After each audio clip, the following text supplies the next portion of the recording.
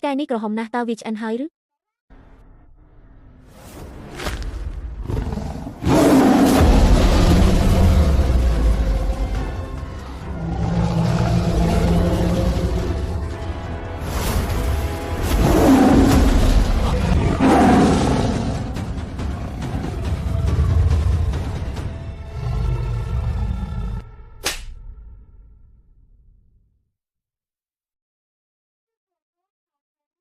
ឆ្កែនេះក្រហមណាស់តើវាឆ្អិនហើយឬ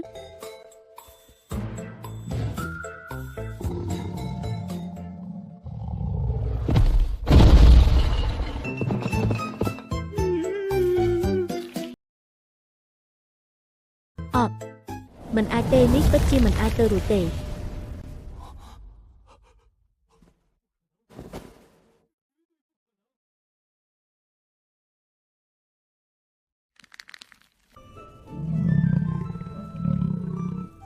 ប៉ានេះមិនឆ្ងាញ់ទេមើលទៅសាច់នេះមើលទៅស្វិតណាស់ច្បាស់ជាមិនក្រអូបដូចជ្រូកព្រៃអាំងនៅណានជាងទេអោព្រះជាម្ចាស់ឲ្យនេះមិនក៏អាចទៅរួចទៅ